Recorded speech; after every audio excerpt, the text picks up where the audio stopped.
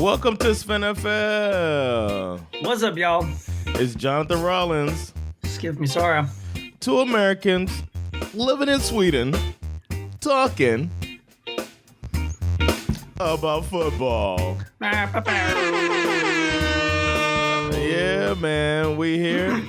We ready. Week 6 is in the books. You got to be a very happy man. I'm pretty happy. But there was another good weekend of football. A lot of upsets, shaking the NFL ecosystem, and a lot of hot takes coming out this week, man. We got to get on it, man. How you feeling, man? After your victory Monday is over. I mean, that might have been one of the more enjoyable Falcons games I've ever sat through in in over a decade. Honestly. Oh, wow. Like not only did they play well, and we can get into this later too, but I'm so impressed. Oh, definitely. Yeah. I'm so impressed with the way Arthur Smith is managing these football games at the moment. For me, at the end of last year, it's like you never know when it's like the first year because the coach always like inherits a shit show, and you're like, man, is he going to be able to figure out a way out of this thing, or is he just like we were like, is this guy just a fucking silver spoon, son of a billionaire? That whole thing, but this guy appears to be the real deal, and which also makes me a billionaire. Yeah. Thinking of Pulp Fiction, my girlfriend's a vegetarian, which pretty much makes me vegetarian. Right, exactly. So I'm that's actually the part that I'm most pleased with, to see how he's managing to work with what he has, unlike some of the other coaches that we could talk about later. Sorry. Not sorry. Well, yeah, man, we can you watched the game from home, right? With the fam. I did. We got dissed by the daughter. She's so Saga is like currently, I feel bad for her. It must be hard to be an 18-year-old girl who's trying to manage school, work, and she's just been promoted as like a sort of a manager at the cafe where she works. Girl boss alert, let's go. And she has a relatively girl boss. Yeah, and she has a relatively new boyfriend, so it's like she's juggling a lot, and the stress is showing. You can see it, and then of course she was freaking out about her Bengals, who, and then they come out and who made it dramatic. But yeah. Anyway, I feel for her. Is she still on the? Is she still on the Whack Taylor train? She is 100% with you on the Whack Taylor train still, even after a victory. She's like, I don't know, bro. I don't either, man. It's almost like let them lose. Yeah. But we'll get to that, man. I actually needed. I had a bachelor party on Saturday for my boy Amat. Shout out to him. He doesn't watch football, but we all were out later than us. It was all people in their late 30s, early 40s. So we were like, we had the line at the club. You know what I mean? We had the list at the club, and we never made it to the club. That's the. We were like, you know what? Let's go to a lounge, and then let's just go home. And then that Sunday, I just wasn't even. I don't get hangovers, thankfully. That's my superpower. But I did not. God, I wish I could borrow that from you. Yeah, I wish I could pass it on. I would. But one thing I did not want to do is I did not want to have people over to watch the game, so I watched by myself. And I knew, we'll get to that game, but let's get started, man. We'll start with the week's barn burner. Oh my God! The shit bowl of the week happened on a Thursday. And, Amazon Prime did it again. Another instant classic. Amazon Prime needs to give it up, man.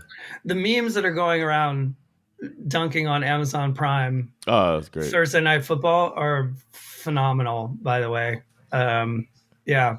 This one had a lot of punts. Also had a lot of sacks. So if you're a defensive fan, I guess you could say like, "Hey, this wasn't There's a a lot shit of bowl." bad football from what I watch. Yeah, you're right, Tom Brady. There was actually. Wentz got sacked 3 times.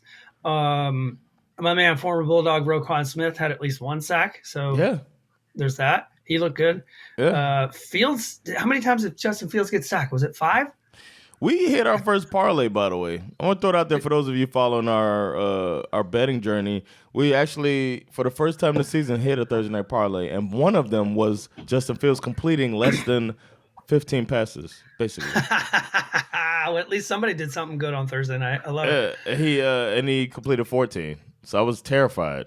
That's and they were funny. supposed to lose by more than 4. We pushed it up to 4, and it came down to the last play.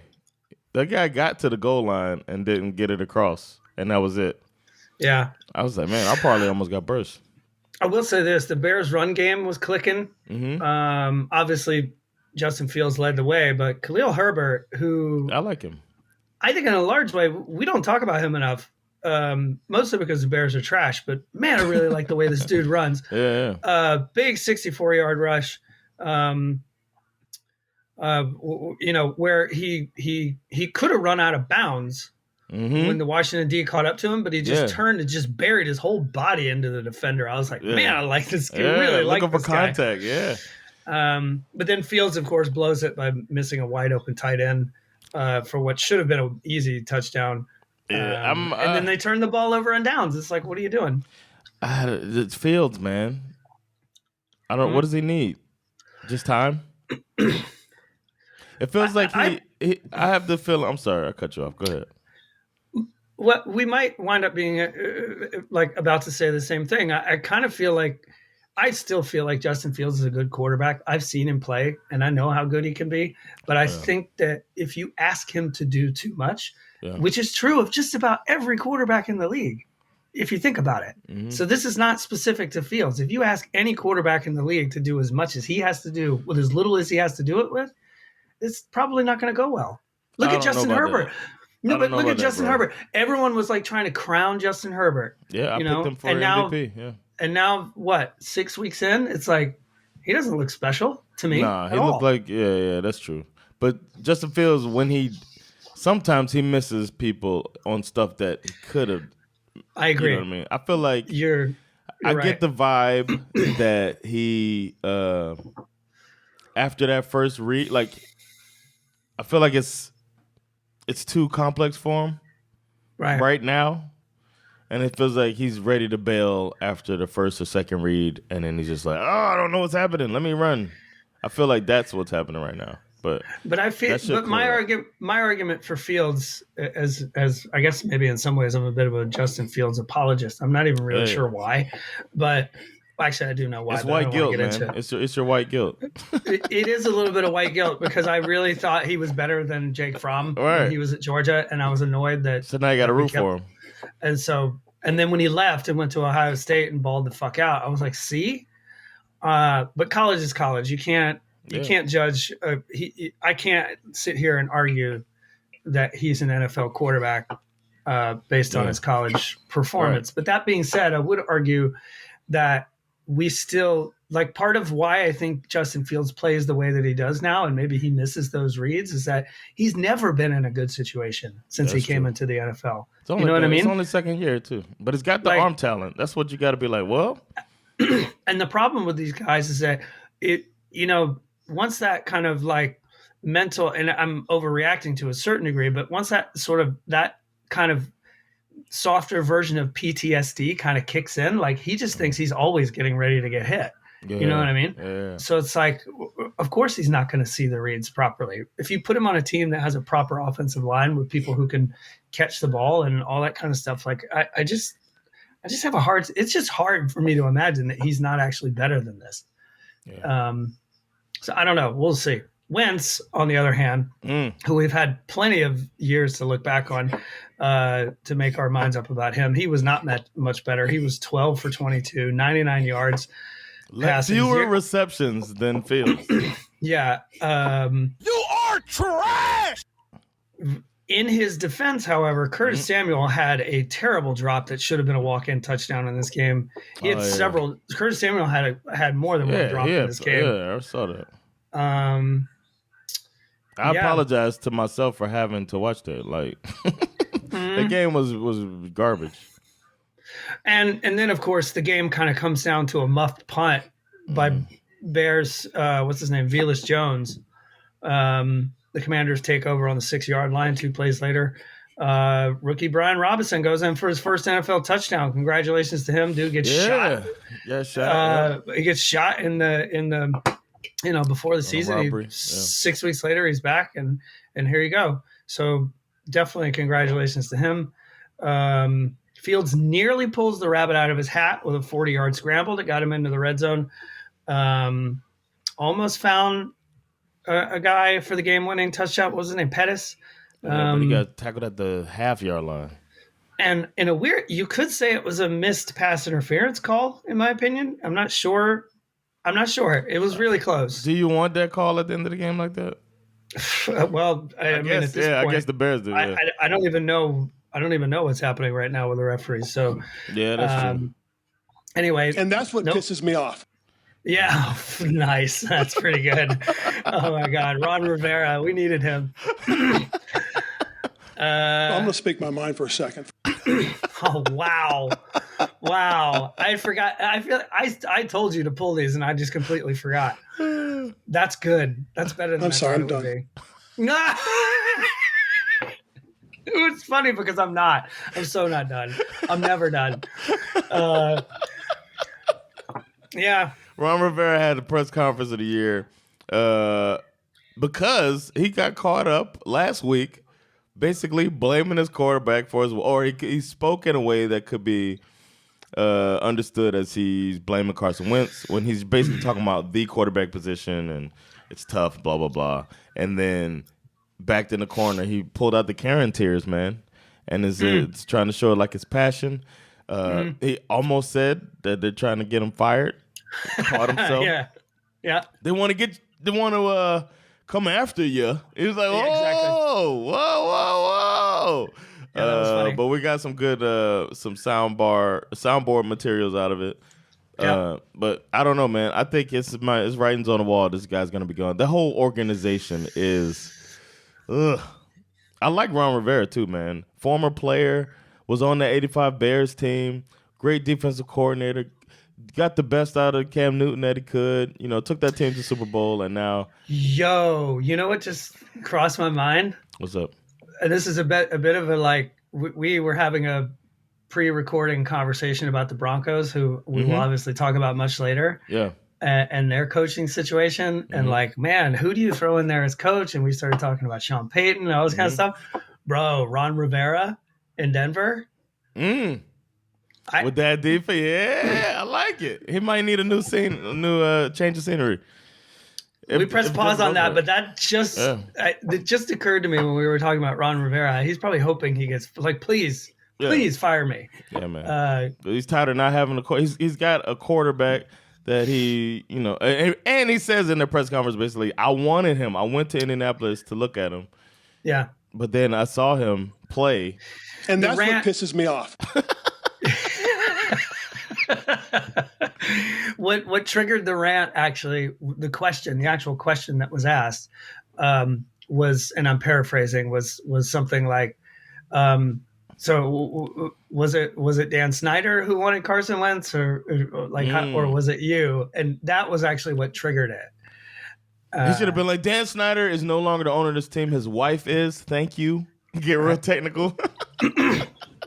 Actually, that's not true. Did you hear? We'll get to that later, but there was a press release this week following that crazy report from last week that Snyder knows where all the bodies were buried, right? Claiming that he's no longer under NFL restrictions and can resume control of the team. Wow. But there's been no statement from the NFL. Like, they didn't say like, oh, hey, his thing is over. Like, he just came out and said, yep, I'm back. Go ahead, try and stop me. Oh my God. He's pulling it out, man. Oh yeah. He's showing how big it is. I have a very special thing for Dan Snyder later. I want to apologize to our listeners. I spent way too much time on a shitty game. I had chosen the Commanders to win that game. They did win and flip and pick them. The next game is the most important game of the week.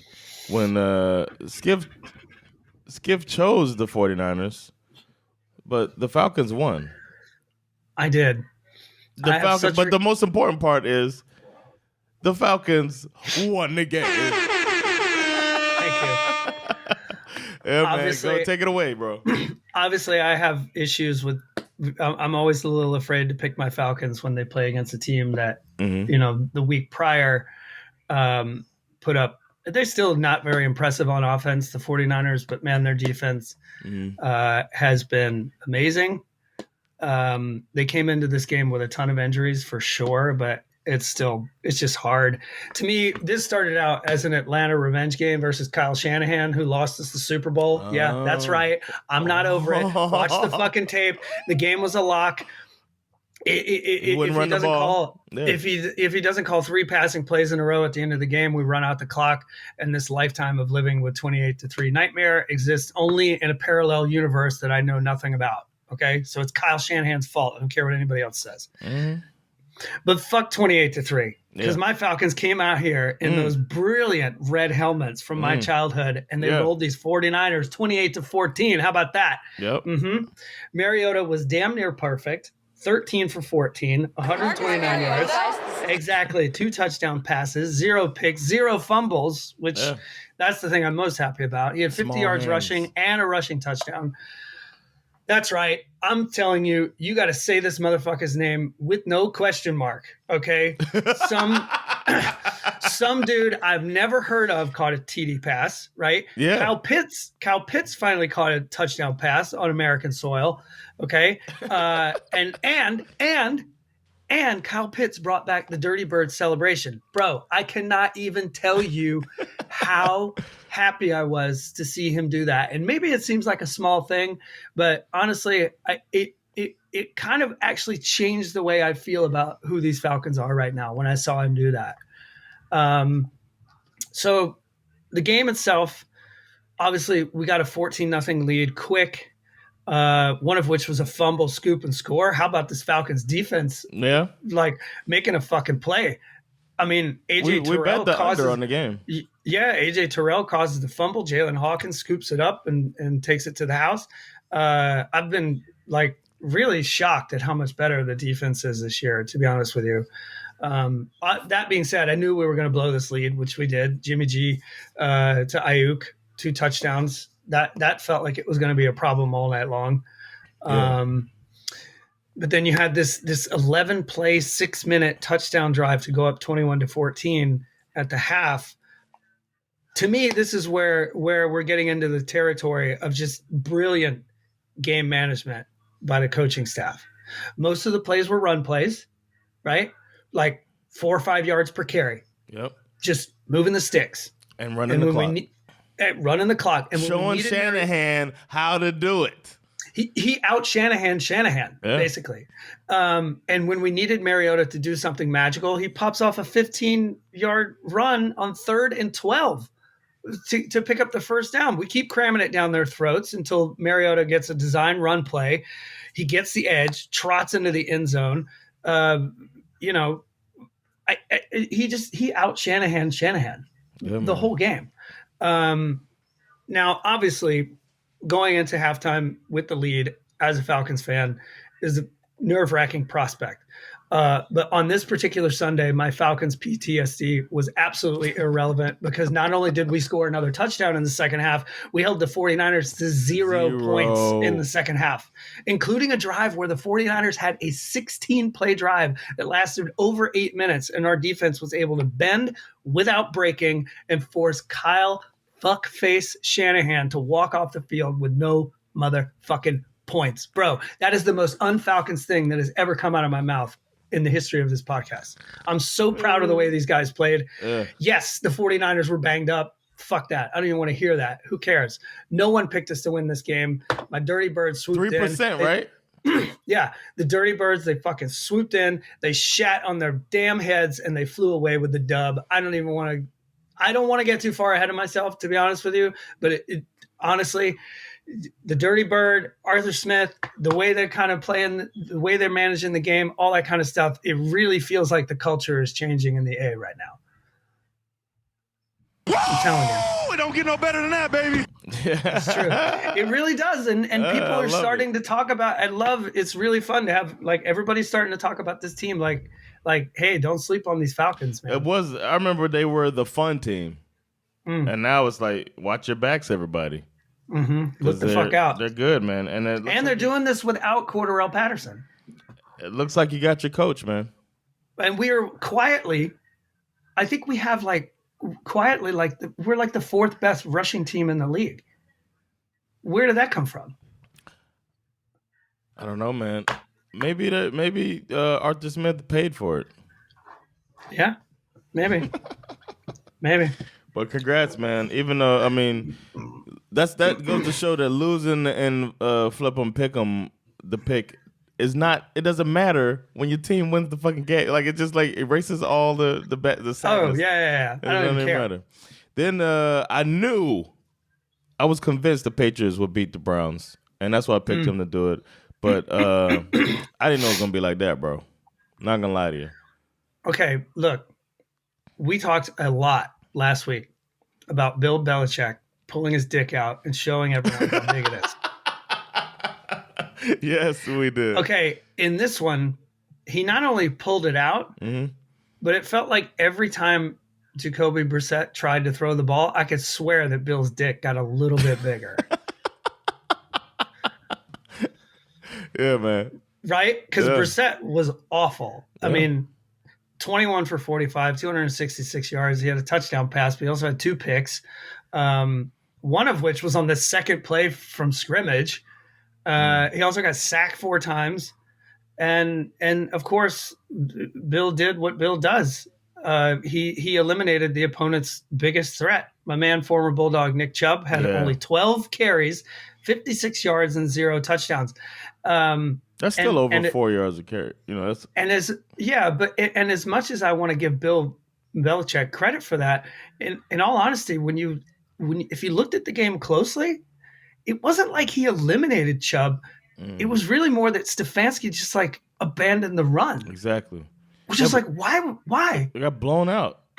Even on that second play of the game where Brissett throws the pick, I remember sitting there watching the game and I'm like, but it was like second and like 6 or something. And I'm like, why is Jacoby Brissett dropping back to throw at 15 yards right now? What is he doing? That's true. And then the blowout didn't really start happening until the second half. Like, it was, On the other side, you had Bailey Zappi, the rookie, 24 for 34, 309 yards. 300-plus yards. 2 touchdowns. Certainly, obviously, the best performance in his short career so far. Ramondre Stevenson carried the load to a large extent. 76 yards, 2 touchdowns. One of those touchdowns was like a 30-yard blast of some. I mean, he was fun to watch. Yeah. Browns also had a muffed punt that led to a Patriots touchdown 1 play later. Nothing seemed to be going right for the Browns. And Bill's dick just kept growing by the second. It just kept getting bigger and bigger. Why? I haven't heard much about Stefanski at all. You know what I mean? Yeah. I guess the expectations weren't that high with Brissett being your starting quarterback. But I will say this: there is some chatter that is starting regarding the Browns' defense is starting to become one of the biggest concerns in the league, especially considering, like, Myles Garrett is still out there doing his job. He had a strip sack fumble in this game, right? So you still got him out here doing what he does, but it's like the secondary can't do shit. They figure out if you figure out a way to run to the opposite side of Myles Garrett, then apparently you're getting yards against these Browns. You know what I mean? So there's something rotten up there on the line. I'm not sure what it is, but they need to fix it, and they need to fix it quick because they just got blown out by Bailey Zappi. Yeah. 38-15, man. Yeah, damn. Final note on this game: Bill Belichick moved into a two-way tie with George Halas for most wins as coach in NFL history with 324 wins of all time. Your man, former Dolphin Don Shula, is still safely in first place with 347 wins all time. Yeah. What do you know? It'll take a couple of seasons for Bill to catch up with that, but I think that's on his radar. But he's like, I don't care who my team is, man. I don't care who my coordinators are. We're gonna catch that shit. I think he's not retiring until he gets that. Yeah, absolutely. Then we got the next game. You chose the Packers to beat the Jets. How could you think something like that, man? It's funny. I was having this conversation with Saga last night as we were having dinner. I was telling her, I was like, there's a couple of teams in the league right now that I think we need to kind of change the way we think about them. Yes, well, I'll address that later too. We need to set recent history aside and realize that we need to alter the way that we think about some of these teams. And the Jets, for me, are on that list. We called time to hit the panic button on these Packers if they lost. And I mean, I think we're at Blake, what is it? Break glass in case of emergency. Yeah, it's Jordan Love time, man. The team needs a boost. Wow. It seems like their division got a little stronger while they're getting a little weaker. And it's like, you know what's fascinating to me about the Packers is that I feel like this is one of the reasons why I still kind of roll with Aaron Rodgers to a certain degree, despite his wackiness, because with regard to some of the complaints that have led to his recent, however you want to perceive his recent attitude, whether you want to call it problematic or whatever, I kind of think he's right regarding how the team has been managed with regard to the fact that they never get him the weapons that he needs. Did you see that graphic they put up during the game? No, I didn't. Since Zach Wilson has been drafted, they've drafted 2 wide receivers in the first round. And, right. And since 2005, I think it was, the Packers have drafted 0. And right. No, they're not even trying to get you help, bro. With regard to that particular part of the Rodgers versus Brian Gutekunst scenario, I'm on Team Rodgers, man. I think he has a point. I can't think of any free agent grabs either. No. I mean, they went out and got Sammy Watkins. How's that working out? Okay, Sammy Watkins. But any more? Can you think of any more? I don't remember any. No. Free agent wide receiver coming over. And you remember, Devontae Adams is the one exception. But I would argue that was luck. They didn't know Devontae Adams was going to be that good. And then got rid of him. And then when he got that good, you couldn't keep him. So I'm on Team Rodgers with this one. I think it sucks for him. They need to go after, he's gone now, but they should have gone after Robbie Anderson. But we'll talk about that. Yeah. The weather was not great in this game, which means that it kind of started out as a dreadful punt fest. There was a missed field goal sprinkled in there somewhere. Rodgers damn near threw his pick 6 on the first play of the game to Sauce Gardner. Very lucky that ball just barely touched the ground. Yeah. 3-3 at the half. And then the Jets came out in the second half and they shocked the world, bro. They scored their first touchdown on a beautiful designed end around type play to Braxton Berrios. From the U? Is he from the U? I was not aware of that. I was aware of that. I would have said it. Had I known it, I would have said it. Yeah, man. He took it 20 yards to the house.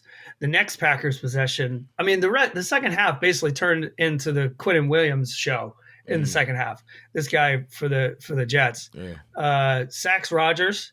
Right? Leads to a block punt. Who picked it up? Will Park scoops it up. That's how they get their second touchdown. The Packers finally did score on that's like that touchdown pass to Lazard. Yeah. Like that's when you see when Rodgers makes one of those throws that like only five guys in the league are smart to make that throw. You know what I mean? And I kept pointing it out to Joanna when we were watching the game too. And I was like, look at what he just did. Like he looked at where the receiver was and where the DB was. And he was like, you know what? I'm going to intentionally underthrow this ball to his back shoulder because then my receiver is the only one who can even come close to it. I was like, he's so fucking smart the way he's so good. Anyway, we're over here. Grapefruit and Aaron Rodgers. He deserves it, man. He earned it. And then a few plays later, I mean, how much can we talk about Breece motherfucking Hall? Yes. They hand the ball off to him. Now, the funny thing about this play is that I read about this. In the post-game interview, they asked the coach what happened there. That was supposed to be a reverse. Oh.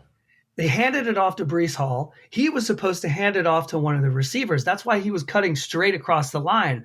But when he realized that it wasn't going to work, he just cut right and took the fuck off for a 34-yard touchdown run.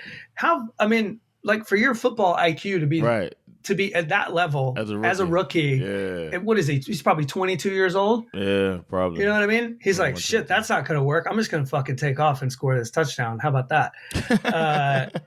And he does a Lambo leap in their house. Well, they had a bunch of their fans there. Yeah. But that was fantastic. That was really cool. Have you ever seen that many non-Packers fans at the edge like that? No. How did they get there? How did they get their tickets? I don't even know. Yeah, that's what I'm saying. The part owners are selling their tickets. Economy. The Packers got 2 more drives, both of which ended as turnovers on downs. I got to say, this Jets thing, it does not feel like a fluke. The Jets were simply the better team. Yeah. But I guess, I don't know. We could sit here and argue all day. Are they a fake 4-2?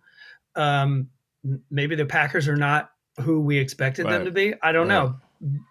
Might still be too early to call it, but again, if I'm Packers Nation, I am breaking the glass and smashing the panic button right now. I really am. Yes. Fuck that relax shit. And we got, and Rodgers, I mean, talk about what a common NFL trope. Like in the post-game interview, Rodgers is out here talking about how maybe we need to simplify the game plan. It's that's never a good sign. He's basically saying, I'm surrounded by idiots. Right? Yes. Yeah, and then they had a little bit of drama at the end of the game, which, I mean, it turned out to be nothing. But Sauce Gardner walking around with the cheese head, and then Lazard... I thought that was awesome. Yeah, slaps it off his head. And Lazard didn't even look mad. No, he's like, get that shit I think I read somewhere that Lazard even said, like, no, I wasn't pissed. I was just like, fuck this guy. Yeah. Yeah. Just a quick thing. But it's still funny. I mean, it's both the things are funny. The wearing it and then the slapping it off. That's the type of stuff I like, man. Yeah. Well, we're a little worried about the Packers. Who I'm happy about is the team I picked to win only because I needed it so bad for our bet. The Colts beat the Jaguars, who everybody was touting as this, watch out for the Jaguars. And then, they took that L, man. T-Law versus Matty Wheels. That's right. I got a new nickname for Trevor Lawrence. I'm calling him T-Law. T-Law. Okay. Important thing to remember. Jerome Boger was assigned to this game. And just so we're clear, I'm not over that call from last week at all. I'm officially on Jerome Boger watch for the rest of my life. And as long as this guy is a referee, I love how the league, until the day before this game, still had not addressed that bullshit roughing the GOAT call. And then they followed it up by sticking Jerome Boger on a game that not even Colts and Jaguars fans wanted to watch, right? just bury him somewhere. Yeah. So I see you, NFL. Yep. You cannot fucking trick me. For those of you who are as obsessive compulsive as I am, there is a site called Football Zebras where you can see week after week which referees are assigned to which game. Wow. I've never followed or cared about the referees before until now, but expect a Jerome Boger warning probably every week going forward from here on out. Wow. Wow. Yeah. But there was nothing glaring in that game, though, right? He did have a roughing the passer call, but I think it was warranted. It was one of those where it was one of those roughing the passer calls that you have to call, but I hate the one where it's like where the defender's hand hits the mask or something, and I'm just like, that's such a stupid. Why do you even add that? He had to call that, so that's not his fault. Yeah, but you can't smack him in the head. But it's just dumb, I think. Yeah. Anyway, you're right. This was huge for our division bet. No Jonathan Taylor, no Naheem Hines. So the Colts would put the ball in the hands of Matty Ice and hope for the best. Not normally a recipe for success. We've talked about this week after week. You do not want Matt Ryan throwing the ball over 50 times, but good Lord, did he show up? This was like a vintage Matt Ryan performance. Yeah, man. Check out this stat line. This is insane. Everything about it. 42 for 58. He threw the ball 58 times, bro. They need to stop this. No Jonathan Taylor, though. 389 yards, 3 touchdown passes, 0 picks. And to me, this is as crazy as the 58. 0 sacks, bro. 0. When was the last time? Matt Ryan probably doesn't even remember the last time he didn't get sacked in a game. There was this. Didn't he stumble and fall and we called each other talking about it? But that's not, we're going to get to that in a minute. But that's not a sack. How's that not a sack? I don't know. It didn't count as a sack. He didn't get up? It's like the same as like him putting his knee down. That's like a run? Oh, okay. He never got up because he was like, if I get up, I'm going to get sacked. Schif can't say 0 sacks if I get up. I know, exactly. So Michael Pittman was awesome in this game. 13 receptions, 134 yards. He was averaging 10 yards per reception. I mean, whew. T-Law wasn't bad either. He wasn't great. He was 20 for 22, 165 yards, 1 touchdown pass. But he did take 4 sacks.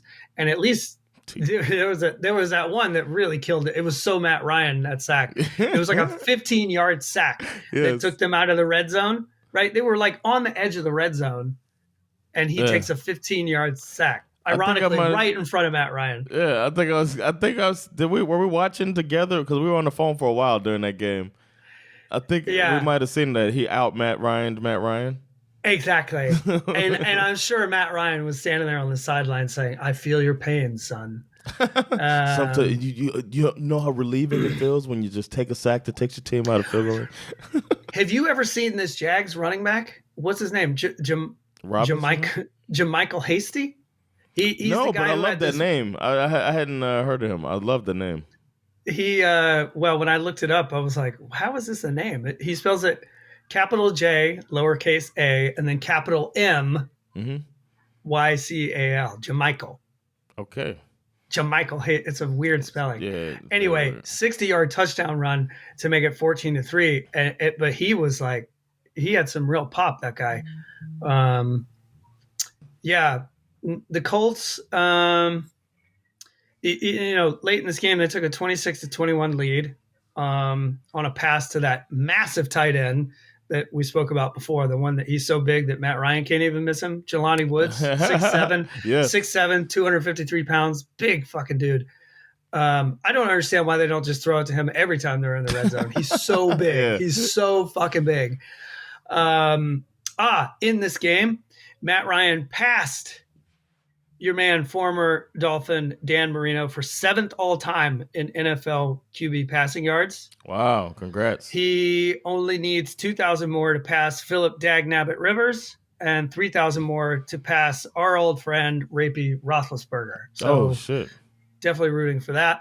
Yeah. The lead changed hands again.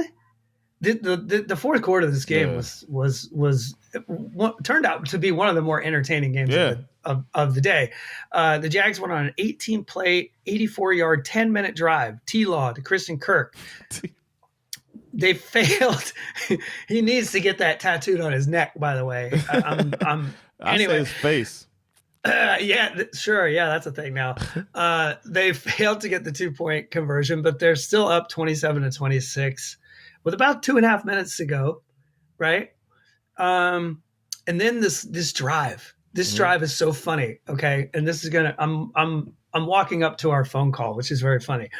Pierce, Pittman, Campbell, Woods, Matty Ice got everybody involved in the script. It was like an action thriller ensemble cast, like Mission Impossible. Yeah. Okay, now the part where it nearly turned into a comedy, it's on this drive. It's 1st and 10. Colts have the ball. It's like they're on like the 30-yard line, right? Yeah. They're in field goal range. It's Matt Ryan prime territory. Yeah, Matty Wheels takes the snap, immediately trips and falls down for a 4-yard loss. And all of a sudden, Joanna goes, "Hey, your phone is ringing."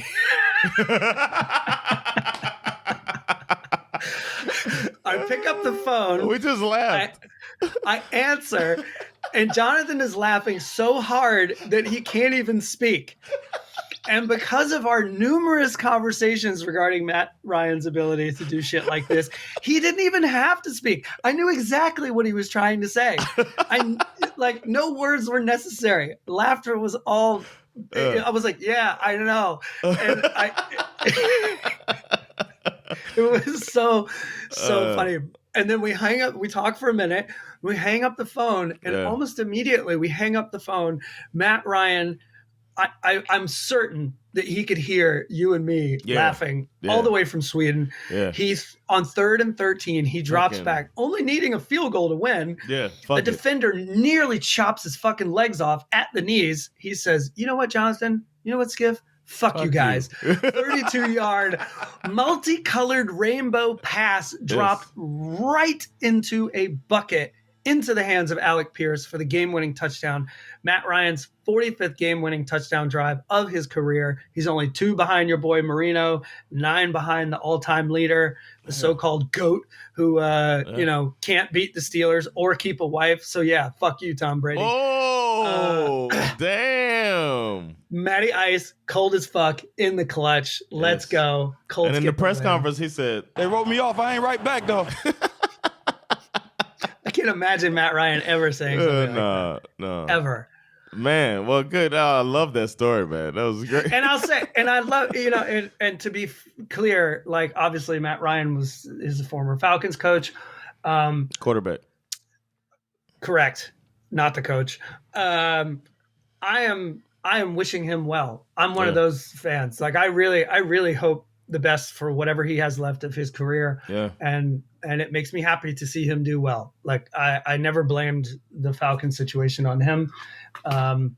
So yeah, good for him. Congratulations, Matt Ryan. Sorry we laughed at you, but you do this all the time. So to our defense, we should be able to laugh at that. All right. Then you broke my heart by picking the Vikings to win against the Dolphins. But you were right. You actually got a point off of that. We all knew what was going to happen. You can hit the barely button. I know, right? Yeah, they almost pulled it off. Barely. The Vikings did not look very convincing in this game, did they? No, it looked like the Dolphins defense came to play. They just ended up being on the field a lot. We're debating in the group chat, my Dolphins group chat, about Skylar Thompson versus Teddy Bridgewater. Mm-hmm. If you're having that conversation, it's not a good sign.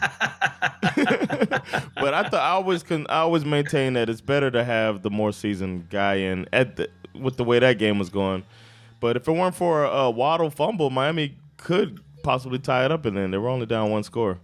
But it was it was like a messy game. Like Thompson's finger was all bleeding. It's like the Dolphins have cursed at quarterback this year, man.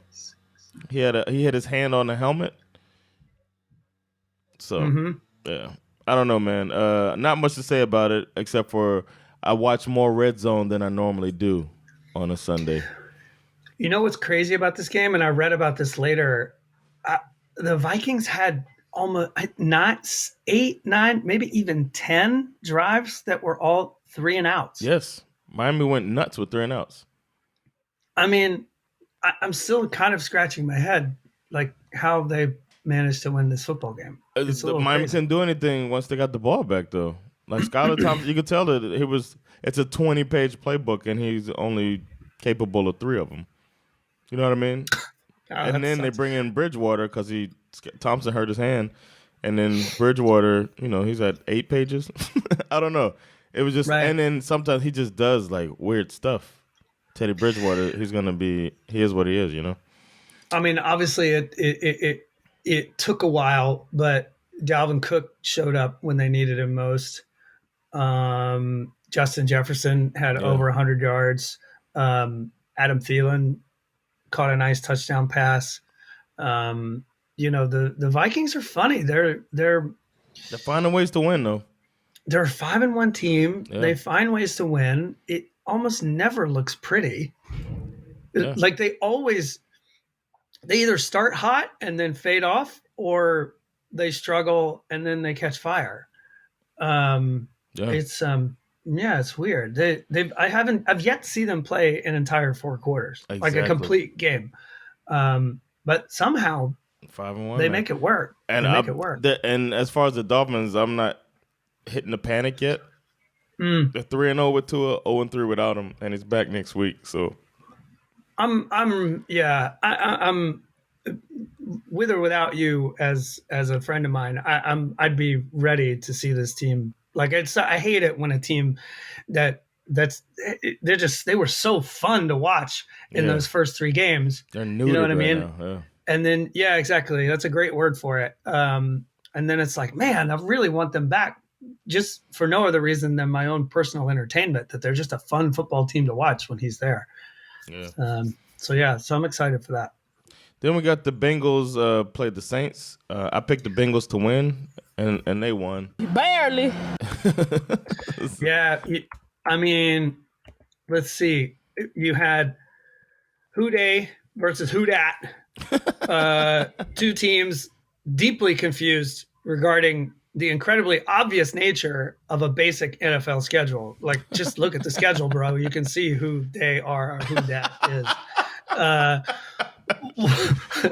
On one end, you had like an Andy Dalton revenge game, I guess.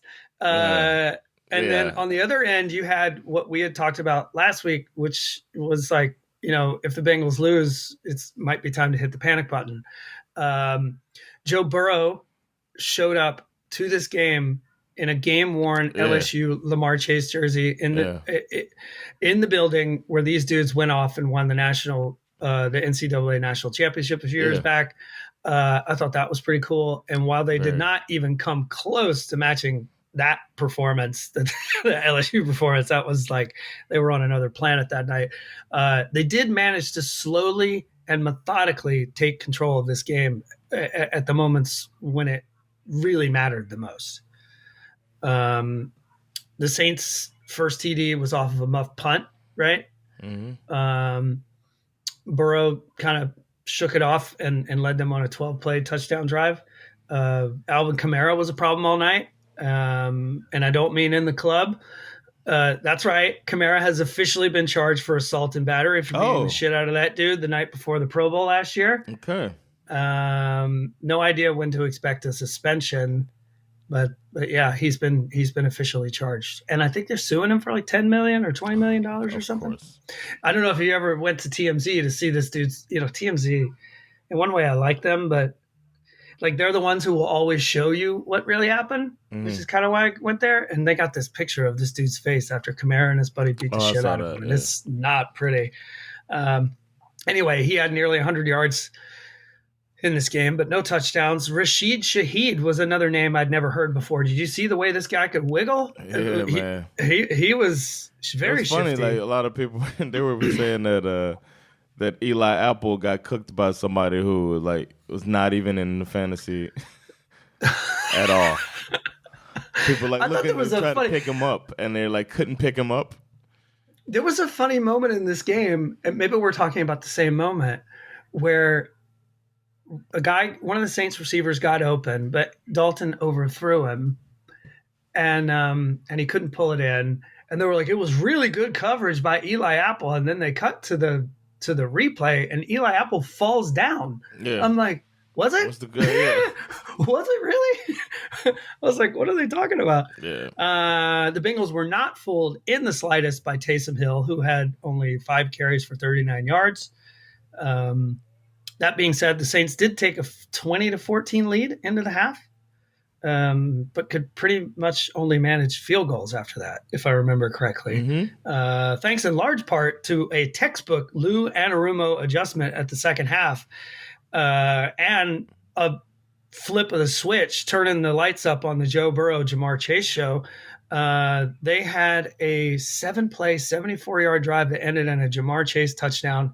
Man. And then 2 drives later, they had a 1-play drive, Burrow to Chase.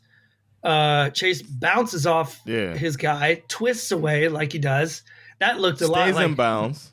Yeah, that looked very much like the Jamar Chase from last year. Yeah. Pulls away from the coverage, takes it 60 yards to the house, game-winning Saves touchdown. Zach Taylor's job.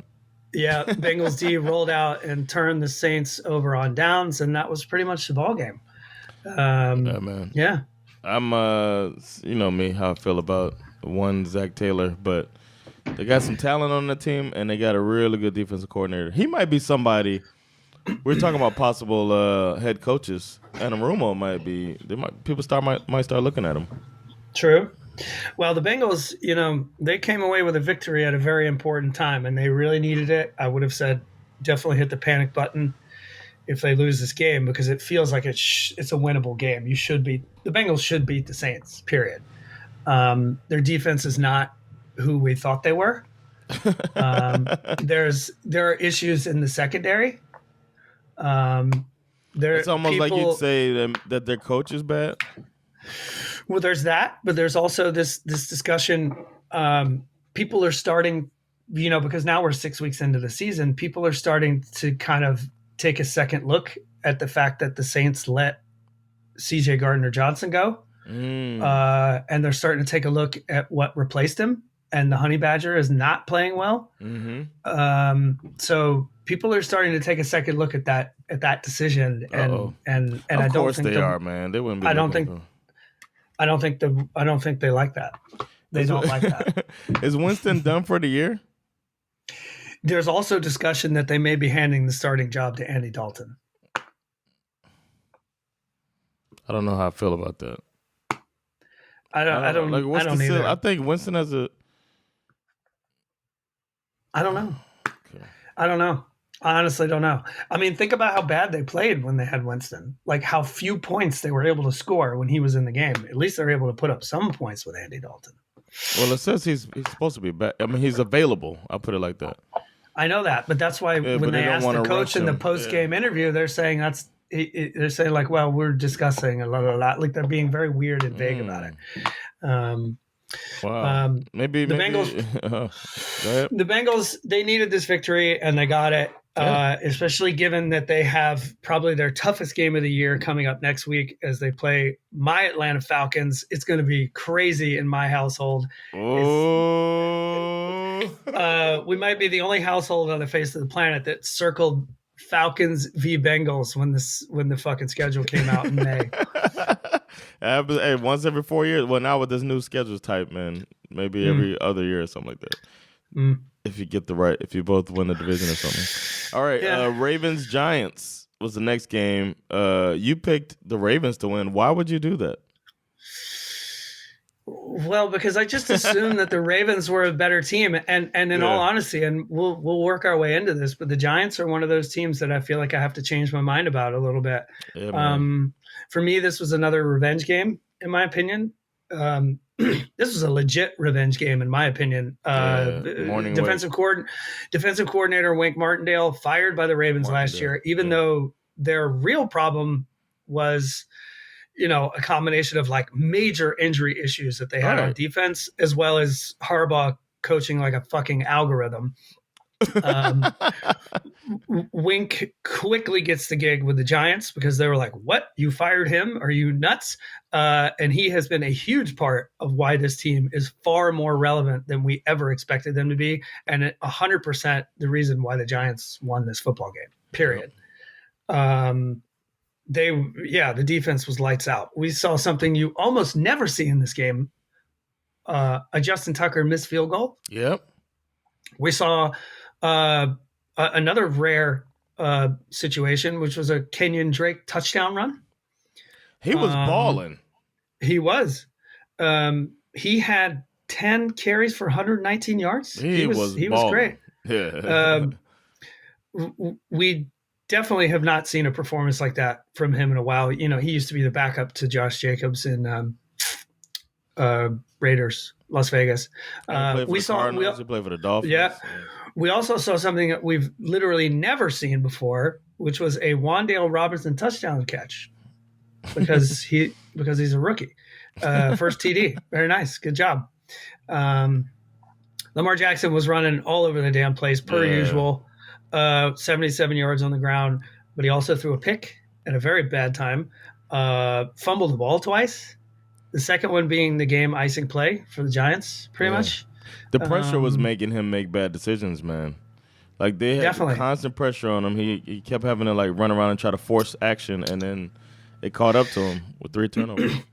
This was one of those games where you know they always say like if a former defensive coordinator goes up against his old team, it's like, oh, he knows that quarterback. You really felt like Wink Martindale knew this quarterback. Yeah.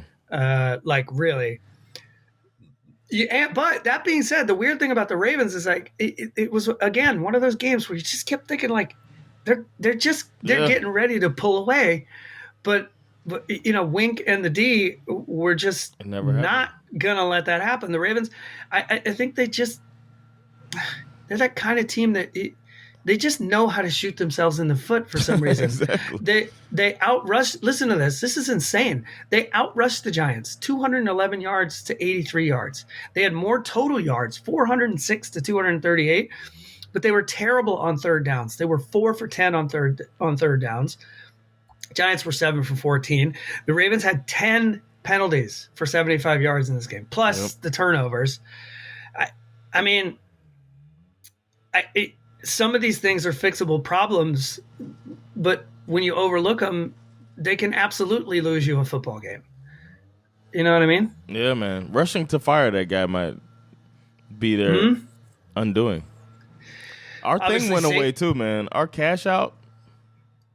Oh, really? Or maybe it'll come back tomorrow, yeah. It'll come back. Saquon was a factor in this game as always. He only had 83 yards, but he had a touchdown when they needed it most. And that touchdown came on the drive directly after the Lamar Jackson interception. So that's a big deal. I mean, again, I don't know, man. These Giants are 5-1, and I wasn't buying it at first. Yeah. I'm on board, man. This is starting to look real. Yeah. The first 3 games that they won were against the Titans, the Panthers, and the Bears, which is not really necessarily something to write home about. But the next 2 were against the Packers and the Ravens. This shit might be real. Yeah. And it certainly puts Brian Daboll in the lead for, consideration as coach of the year. Given how they tend to lean towards, new coaches. Like Stefanski got it a couple years ago. Yeah. But now people are questioning Stefanski, so it's like, ooh. I think the coach of the year right now, I'm dropping that on Bill Belichick right now. Fair. That's like he's got Zappy out here looking like an MVP. And then again, the flip side, the Ravens are starting to make me a little nervous. They're 3-3. All those losses. They're at the top of their division. Listen to this. But here's the thing: all of those losses that they have, all 3 of them were leads. Blown leads of 10 points or more in the fourth, right? Yeah. The Ravens are suddenly the team that can't close a game. They can't protect a lead. It's almost like they caught some kind of like a bird flu from the Falcons, right? It's like we gave it to them. Like we gave them the bird flu. Falcons are finally starting to look clean and healthy, and the Ravens are like they're just coughing it up. The Eagles will catch it next. Yeah, we'll see. And I don't say that like I'm not like if obviously we have Ravens fans. I'm not saying that because I'm like enjoying making fun of you. I'm actually rooting for you because the fact that the fact that they I was rooting for you. We were all rooting for you. How dare you? The fact precisely the fact that they can't finish, does that mean that John Harbaugh is pulling it out, showing how soft it is?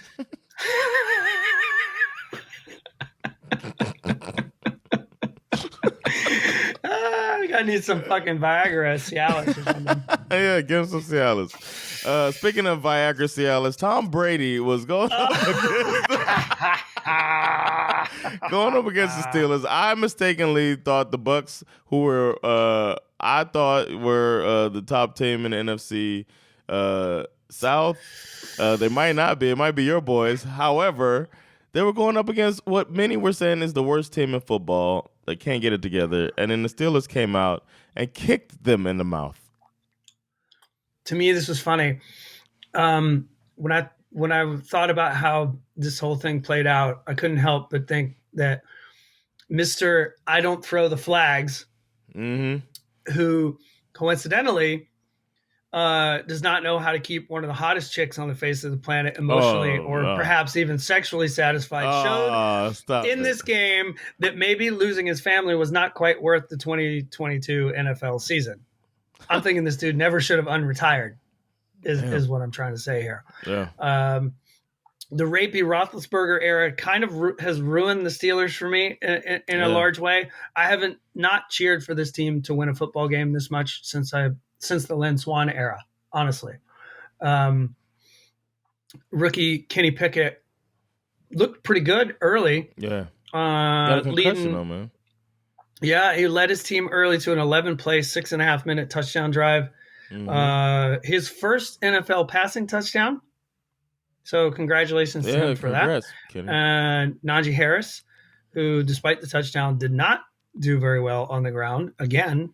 So that continues to be an issue. But it didn't matter because the Steelers defense, they just decided not losing this game. Yep. They held the Bucs to only 75 total rushing yards. They gave up a few chunk plays here and here. They keep talking about how Tom Brady's getting his weapons back. He's getting another weapon back. And it's just like, I don't know, man. They come up short. Over and over and over and over and. You know what I mean? I don't know. I mean, Brady only got sacked twice, but the pressure was coming the whole game. Yeah, he's hard to sack, man. Which only allowed him to complete barely over half of his throws. Right? Once you rush him and force him to throw the ball, like he was throwing it at dude's feet just to get rid of it. Steelers kicker Chris Boswell had one of the funnier field goals of the year that went off the crossbar and in. Given that this was only a 2-point game, that funny moment that happened early in the game wound up being kind of important. Yeah. And then 2 drives into the second half, we got to see the moment that everybody was waiting for. The triumphant return of Mitch Big Dick Trubisky. Who, if we're being fair, look, we love to make fun of Mitch Trubisky, but he kind of won them this football game. Yeah. I mean, let's be honest. Yeah. He came in a difficult spot against what is supposed to be a very good team. And, they always say, just always be ready. And Mitch was ready. He was 9 for 12, 144 yards. Yep. 12 yards per pass, 1 touchdown, no sacks. The Steelers D must have gotten extra scared after they realized that Trubisky was coming in, and they were like, "Shit, we need to bring the oxygen ahead of time." Yeah, because they forced Brady to back-to-back 3-and-outs before Mitch led the offense on an 8-play touchdown drive that to polish this thing off with a nice toss to Chase Claypool for the game-winning touchdown. And then that Claypool catch on the sidelines. Yeah, where squeezes it, falling out of the box. Claypool's fun, man. Shout out to the Steelers, man. 2-4. They're trying to keep one of our favorite coaches from getting a losing record.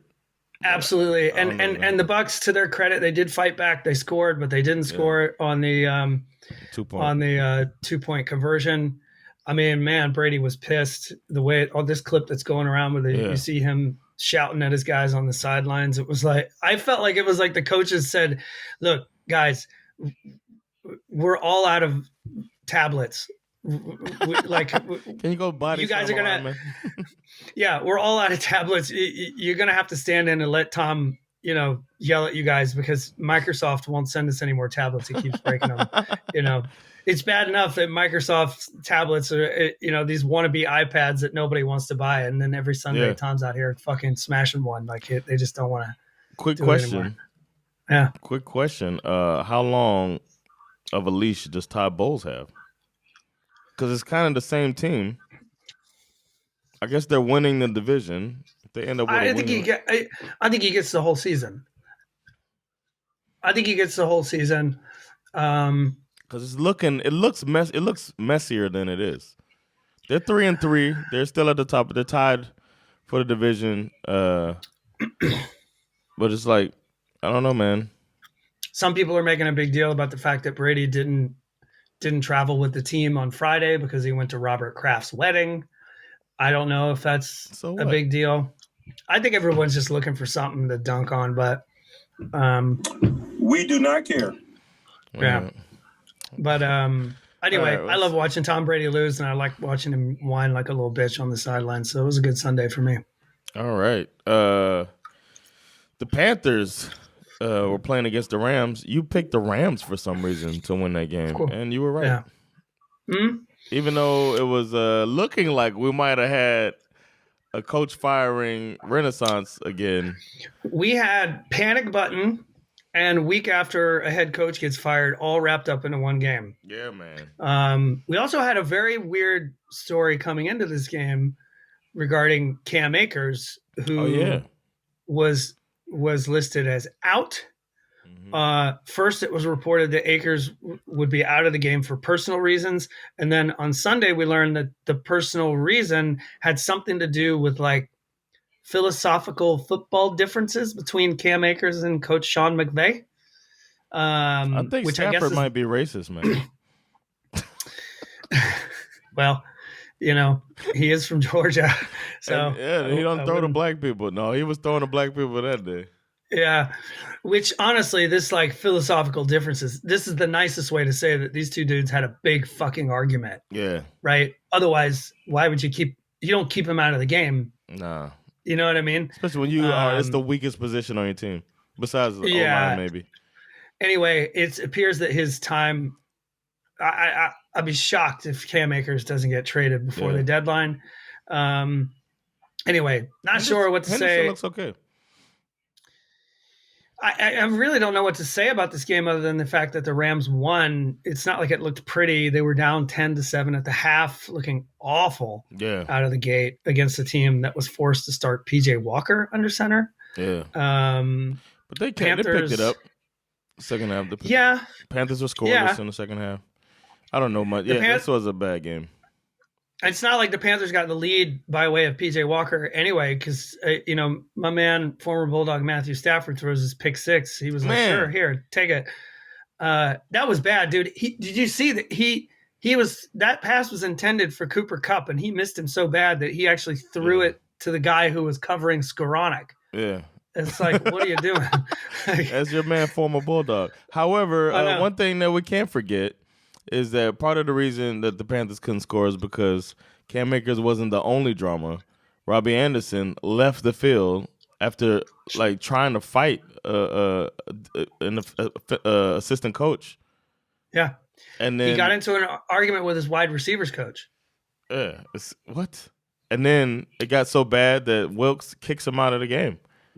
Yep, their interim coach kicks him out of the game. It looks like all hell is breaking loose there. Robbie Anderson has already been traded. Yep. And, man, that's a crazy situation. But they're trying to do a fire sale anyway. So the other reason why that I think is important to give credit where credit is due, the other reason why I think the Rams won this football game was primarily because of their defense, and I would say specifically because of Jalen Ramsey, who in coverage was absolutely everywhere. Mm-hmm. Okay. And not just on receivers either. I mean, this dude stepped up to like bust up a couple of screen pass attempts where he made these like monster Madden hit stick type hits. Yeah. I think he also had a sack in this game. Yeah. Jalen Ramsey was the real deal. He was special. He's gonna be in the running for defensive player of the year if they get it together. They just got to get it together, man. Mm-hmm. We got to see an unexpected QB battle at the end here when PJ Walker went out. We had Matthew Stafford versus Jacob Eason. PJ Walker. Okay, look, he played deep into the fourth quarter. He did not throw the ball a lot, but he didn't throw any picks, so that's good. But he did get knocked the fuck out of this game, and then Jacob Eason came in and basically threw a pick for him. I honestly don't know what to say. We could sit here and talk about another nice performance by Cooper Kupp and about how Allen Robinson finally had probably the best game he's had as a Ram.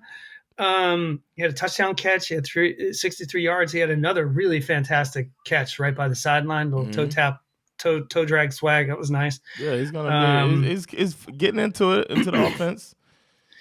But to me, for the Rams, it would all have to be discussed within the context that they barely managed to get past this dreadful version of the Carolina Panthers, to be honest. What do you mean? They beat them by 2 scores. They beat them by 14 points. Yeah, but most of those points came like super late in the game. Like it took them forever to figure out how to unlock the Carolina Panthers. They should have come in and absolutely boat race this team. Yeah, that's true. The run game was. There's still NFL players. There's still NFL players, NFL coaches that are playing their hardest. I don't know, man. I think they beat a team they're supposed to beat them, but they covered the spread. What else you want them to do? Look, the Rams with no real run game, in my opinion, they look like a plate of beans with no cornbread to sop it up with. Okay, so I'm saying, come on, Rams. You got your plate of pork and beans, right? You got a little brown sugar mixed in there. Go get you some cornbread. Make that shit sing. All right. You know what I mean? You know the song? Have you heard the song? Beans and Cornbread? Mm-mm. You don't know the old Louis Jordan song, Beans and Cornbread? No. Man. Oh, bro. Congratulations. And also, you're welcome. Louis Jordan. For anyone listening to the podcast who's never heard of Louis Jordan, he's an old jazz singer from the 50s and 60s. He has some of the best songs out there. Beans and Cornbread is one of them. It's like a song about how beans and cornbread get into a fist fight, right? Beans and cornbread, how to fight. Beans, not beans and cornbread. It's like the beans and cornbread, how to fight. Beans, not cornbread, out of sight. Yeah, cornbread said, now that's all right. It's all about how they get into a fight. I know that song now. When you say it. But then they realize later, wait a minute, we go together. Yeah. Like, we shouldn't be fighting. Of course, I know that song, yeah. And he's got that part. When you sing it, I know it. Yeah. I'll be ready tomorrow night.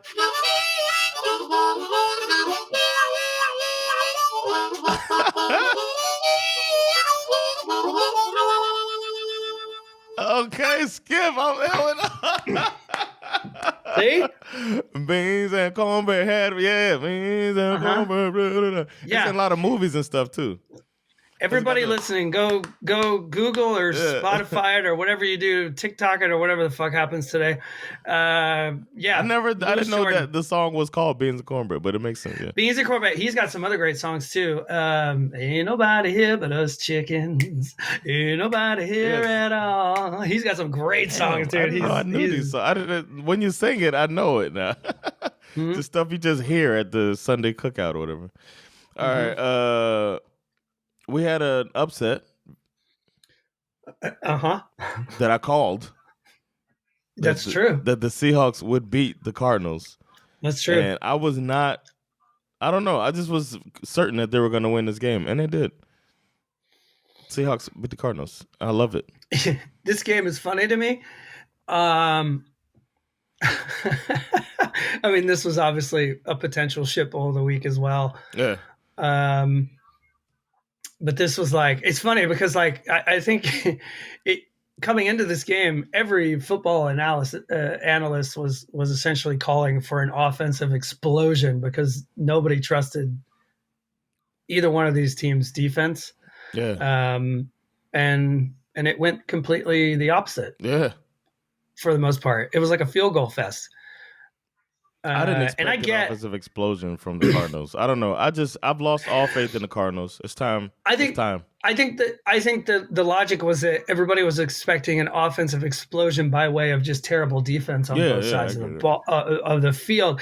And I get that the Cardinals, I think, have DeAndre Hopkins back this week. His suspension, I think, is over. I'm pretty sure that he's going to play on Thursday night. But Hollywood Brown got hurt. Hollywood Brown got hurt. And then now they have Robbie Anderson. And then you got Cliff Kingsbury up here dialing up a field goal offense. This has to be one of the more all around dreadful performances. Mm-hmm. Speaking of upset, like not only did you call the upset, like just this whole game was upsetting. I was like, I'm upset. I'm upset that I'm awake right now watching. If it wasn't for the Bills Chiefs game on at the same time, I would have been like, why am I watching this? Yeah, this game was like a commercial break. Because Red Zone only had 3 games, so then they just cut to this game because other ones And I learned something crazy in this game that I was not aware of. So, okay, first of all, Kyler comes out. He looked shot out of a cannon in the first drive, right? He looks really good. But then the drive stalled. They had to settle for a field goal, which turned out to be the first points in the first quarter. The Cardinals have scored in the first quarter all year. I was like, are you fucking kidding me? They're 38-0. That stat alone means get this fucking guy out of here. 38-0 outscored by their opponents in the first quarter coming into this game. So now it's 38-3. Good job, Cliff. Good job, Cliff. And I also look, James Conner was injured. He did not play in this game, but man, everyone was calling for a big Eno Benjamin game, but that didn't really happen. Kyler Murray was forced to just kind of scramble and run. He had 100 yards, but he had 100 yards with no touchdowns. So, and he fumbled the ball trying to carry it like a loaf of bread. Yeah. So that's not good. Geno was not impressive either. No. You know, but Pete Carroll, I don't know. I will say this about Geno. He and Pete Carroll, I think Pete Carroll, for some reason, knows how to put Geno in a situation where he can make the right moves when it matters, just to keep the drive alive long enough for them to at least kick a field goal. Even scrambling when he needed to. Yeah. Because even if you take away that late Kenneth Walker touchdown, the Seahawks still win this game just on field goals. Yeah. I mean, how pathetic is that for the Cardinals? I mean, I don't know. There were a lot of sacks in this game. It was like, I think the defense was offended by the pregame chatter about this. I mean, the Cardinals had 5 sacks and 7 QB hits. The Seahawks had 6 sacks and 7 QB hits. They were like, fuck that shit. The Cardinals, their Cardinals touchdown, the only touchdown they scored came by way of their defense, right? Fumble, scoop, score. Yep. I mean, I don't get it. The Cardinals they need to move on from that coach. That's the reason I picked the Seahawks. It wasn't because I think the Seahawks are so good. It's because the Cardinals are lost, man, and they need new direction.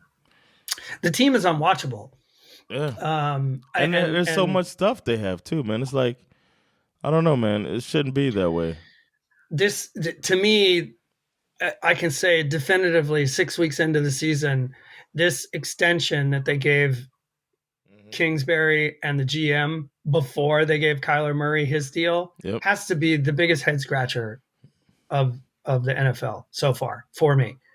I don't understand it. I don't get it at all. But D-Hop's back. We'll see what happens. But I just feel like, is that really enough? No. I mean, Robbie Anderson too. I don't know, man. I don't know. Bills Chiefs turned out to be an exciting game in a different way. It wasn't a barn burner with a bunch of points. How do you live up to that performance? I mean, that's like the best game of the last decade was the last time they played, and then they followed it up with another good game. And you predicted the Bills will win. I agreed with you, and the Bills did win a close game. I can't wait to see these two teams in the playoffs. It's just fun, man. This is fun football, these two teams going at it. They're the best two teams in the AFC. I agreed. I think, unfortunately, my man, former Bulldog Isaiah McKenzie, tried to lose this game for the Bills. I feel like he had a ton of mistakes in this game. He had a fumble. He had a wide open, should have been a touchdown catch, but he tripped over his own feet. He had a few drop passes. Whatever, they overcame that. On the other side, Chiefs got Juju cooking. That was interesting to see. I mean, it was kind of all Mahomes. That was a crazy play. Mahomes just running around, conjuring up magic, extending the play, looking for somebody to get open, and then bang, Juju catches it, bounces off his guy, 42-yard touchdown. Juju had 113 yards on 5 receptions. Kelsey had 100 yards over 100 yards, but the Bills D managed to keep him out of the end zone, so that's good for them. Josh Allen to Stephon Diggs was a thing all night. He had 148 yards. Damn, it didn't feel like it when I watched it either, but that's true. I know, because Gabe Davis always takes the shot. How much do I love? Can I tell you? We don't talk about fantasy, but I'll just say it. I have Gabe Davis on one of my fantasy teams, and the great thing about him is that he's just invisible the whole game, and then all of a sudden, bam, he gets like a 70-yard touchdown, and you're like, cool, I got my Gabe Davis points. Let's go. They went. The game was way more interesting in the second half. They started going blow for blow. Diggs finally got a TD. My man, former Bulldog Miko Hardman, got one. But the Bills took the lead on a Dawson Knox touchdown. Beautiful play. Yeah. We haven't really heard much from Dawson Knox this year because his brother Luke, 22-year-old football player at Florida International University, passed away suddenly this August. They haven't said exactly how or why, which means that it's probably either drug related or suicide or potentially both. Very sad, difficult situation to come back from. The mental health angle of this thing, the struggle is real, bro. Which, but you have to really tip your hat to Dawson Knox. And also, send some love to the dude's family, because it's hard to come back after something like that. And then he gets essentially what is the game-winning touchdown. So but we can't move on for this game without talking about Von Miller. Honestly, man, it's what they need. It's showing why they got him. He basically, you think about the difference between this game, like why they won this game and why they lost that playoff game. It has to be the Bills defense, right? Yeah. It's just better now. Von Miller almost virtually by himself killed the Chiefs' final 3 drives of the game. Yeah. Right. One was a sack. The rest were pressures. He was the one who forced Mahomes out of the pocket to throw that game-ending interception. Yeah. I just think that the Bills defense is what is able to get them over the hump in this game. Yeah, it's why they're probably going to end up outside of a Mahomes miracle. Why they're going to probably be in the Super Bowl. I'm still worried about them though, because none of this matters until you hit the playoffs. Exactly. You know what I mean? It's great, and they've put up a couple duds already this year. We can sit here and say like the Chiefs are the best team in football right now, but if you can't do this again in the playoffs, if you are on a collision course with the Chiefs in the AFC playoffs, watch yourself. You're gonna have to do it again, bro. Yeah. And whatever you did in Week 6 ain't gonna mean shit. Yep. The Eagles and the Cowboys played each other. They did. I picked the Cowboys for the upset. Boy, was I wrong. For the record, I would have done the same thing. I really did think the Cowboys were going to win. I thought so too. I was drinking the Kool-Aid. I know that the Eagles have been getting out front and then teams coming back. And then the Eagles holding on for victory. And that's exactly what happened again, except for, the Eagles held on. I thought the Cowboys would be able to hold it. We'll be able to keep them from getting out in front because of that defense. But the Eagles just ran out and dropped 20 on them in the first half and then dropped 6 on them in the second half. It's just like so Eagles this year. And, and the Cowboys. The Cowboys did, to be fair, they did do their thing. I mean, they had 4 sacks. Micah, man. We picked him as player of the year. I think we're going to be right about that. Man. This dude is insanely good. 4 sacks. Hurts was only 15 for 25, 155 yards. But I assume, by and large, that was because he was working with such good field position all night due to the 3 Cooper Rush interceptions in this game. Yeah, this was the Cooper Rush reminder game that this is a backup quarterback. It was a big deal. They were talking about how Cooper had 0 interceptions in his 4 wins with the Cowboys. I guess he just decided to throw them all at once. Like, let's just go ahead and do this. Yes. Cooper Rush, I have to say, it was fun while it lasted, bro. Yes. He did what he's supposed to do. He did more than what he's supposed to do. Way more. 18 for 38, 181 yards, 1 touchdown, 3 picks. And if you think about it, it's kind of a perfect situation for the Cowboys to wash away this just ridiculous QB competition story that's been swirling around. Good right? point. Yeah. It's time to get Dak back in the saddle. Zeke had a pretty good game, it has to be said. CeeDee Lamb was pretty much irrelevant because of the Cooper Rush situation. You do not need this silly conversation about Cooper Rush versus Dak Prescott, and now you don't even have to have it. Now you don't even have to have the conversation. Like it's in the clear. He gets to Dak. I'm pretty sure will play next week versus the Lions, which is clearly a winnable game. The Lions. So, we've seen the Lions against a real defense. To me, everything is lining up perfect for the Dak Prescott return. Right, Cooper Rush plays like shit, and next week he plays the Lions. It's a no-brainer. Bet the spread on that one. They're gonna beat the Lions pretty good. These Eagles are interesting. They continue to find a way to win games, despite the fact that they don't always play a full 4 quarters. They never do. No. But it makes you think. It makes you wonder what happens when they will. And Nick Sirianni, I'm a believer, man. We talked that shit about his coach speak. I'm believing. I'm drinking the Kool-Aid. Yeah. Well, the other thing that's kind of interesting about them is that, and I've mentioned their schedule before, and I know that that's whatever. I mean, they're 6-0. Their next game is against the Steelers, Texans, Commanders, Colts, Packers, Titans, Giants, Bears. Stop me when you think they can lose a game here. I mean, honestly, Cowboys again, Saints, and then Giants. I mean, they could. I do expect them to lose a game, but theoretically, there's no game. Be favorites in every game. Yeah. There's no game left on their schedule that I'm thinking like, oh, they need to watch out on that. Like, honestly, they could seriously go undefeated. Injuries, I think, might catch up to them. Yeah, you never know. As they always do. You know what I mean? That's usually what derails an undefeated season.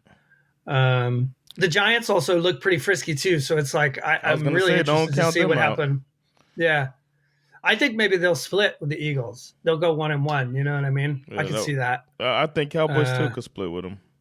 With Dak, I thought about that during the game. Like if Dak's on that team, it might be a different outcome. It's gonna be fun. Yeah. That division, which we thought was such a dud last year, could be the most fun in the league. NFC East is back, bro. Speaking of fun, the Chargers and Broncos game. Yo, you call me Mr. Transition over here, man. Mr. Segway. Let's go. Sergeant Segway is in the building. Let's go. You know what? It took you a couple of racks, and that's it. Sergeant Segway. Sergeant Segway. You nailed it. Well done. You picked the Chargers to beat the Broncos, and you were right. Skipstradamus, let's go. Skipstradamus holding it down. The game it was different than we expected. We actually put a Monday night parlay on it and did not make it because we thought the Chargers were going to beat the brakes off the Broncos. And they didn't, man. It was closer than anybody expected.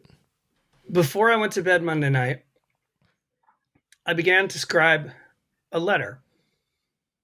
Something more like a desperate plea to the NFL to stop putting these dreadful Broncos in primetime. Yeah. And I thought to myself, no, let's sleep on this and see what awaits the next morning. Maybe it's like Christmas, right? You get something, you wake up, you get something good. Yeah. Or maybe it's like you get a call from your mother saying, your third cousin who you've never met before just died in a horrible farm-related accident, and now you have to go to church and watch all these people sob and cry and like rub snot all over your shoulder when they give you a hug, and they're so glad that you showed up. Is that? Yeah, I'd say that's kind of what I felt like I got when I woke up this morning. I was like, what is happening here? Yeah. I mean, first of all, the fact that this game goes to overtime is what. Man, it's like, really? Thank you. And then it ends on a muff. It ends basically because of a muffed punt that sets up the game-winning field goal for the Chargers. And what was the deal with this field goal kicker? What was he struggling through? I don't know what the injury was. He obviously had some sort of a quad injury, but he just played through it, I guess. Oh, was it quad? Okay, I was like, because Was it a quad or was it? He was so dramatic. Every kick. I'm not saying it didn't hurt, but every kick he was just like an opera singer. Oh, take me, clutching his pearls on the way down. Oh Lord! Jesus. Or like, remember Sanford and Son? Remember that show? Lisbeth. Lisbeth. He would like fake having a heart attack every episode. Did you know that he died that way? It doesn't surprise me. He was on the set of a news show. They were doing like a show with Red Fox. And did they all think he was kidding? Everybody's laughing. They think he's joking and shit. And he has a heart attack. Yeah. Shit, I didn't know that. I used to love Sanford and Son. That was one of my favorite shows. I think he's a great comedian. But yeah, man, I don't even know. I feel like the Broncos getting the lead like that and Russell Wilson playing the way he played, because it was a little bit of vintage Russell Wilson in the first half. That might have like saved Nathaniel Hackett, bought him a couple more weeks, but he still lost the game. Yeah, I will say that the Broncos looked pretty good in the beginning. They got up to a quick 10-0 lead, and it was like, okay, all right, here we go. Here come these Broncos, and then it just went dark. It just went dark, and it's not even like, I mean, well, okay. So here's the thing: the Chargers D certainly showed up. This combination of we've been talking about him all year. Derwin James, who's the other one? Khalil Mack. Mm-hmm. All of the levels, and Bosa, right? Drew Tranquil. All of these guys had sacks. It was the Derwin James one was dope as hell, man. He timed that blitz perfectly. Mm-hmm. Yeah, and Eckler too. I mean, he didn't have like a huge game, but it was big first downs when he came through, man. Well, not only that, like just the way he scored his touchdown, the way he just like blasted, he hits the line. It looks like he's not going to make it, and the announcer was like, Austin Eckler refusing to go down, which my first thought was that would be a perfect like rejected title of Jonathan's sex tape.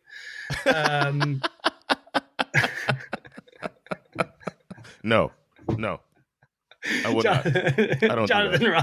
Jonathan Rollins refuses to go down. Just the whole tape is me. Just no. Stop pushing my head. Stop. It's disrespectful.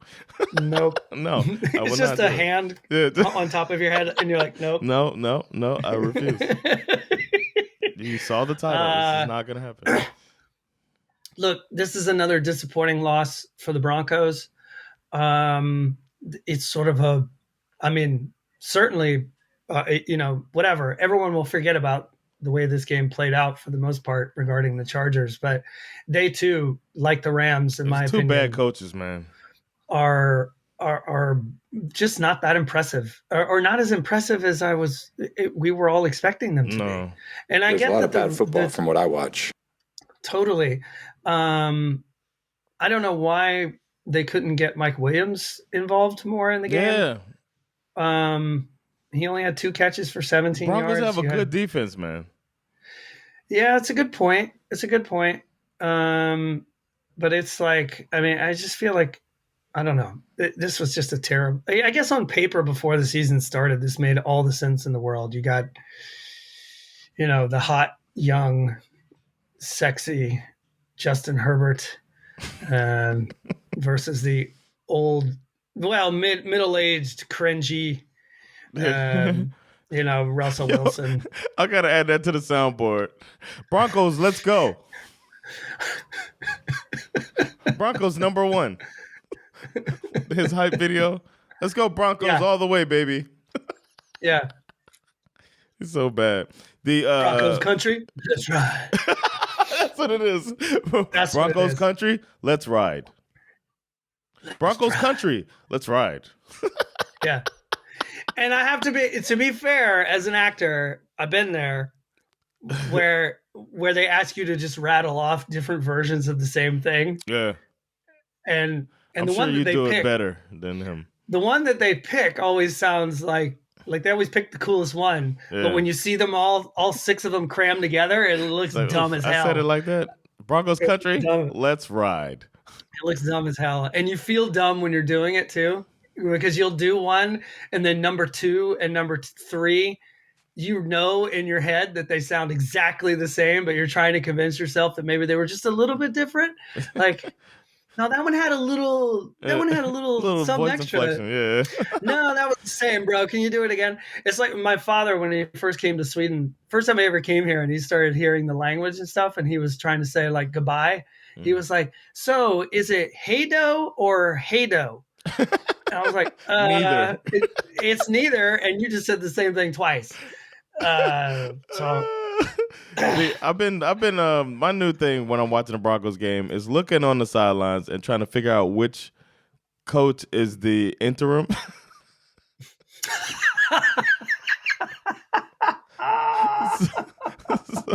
So I'm gonna guess that is this gentleman named Ejiro Evero, who's the defensive. He's the defensive coordinator right now, which is the best unit of the team right now. The defense looks good. It's keeping them in games. Every game they've been winning a possession in the fourth quarter.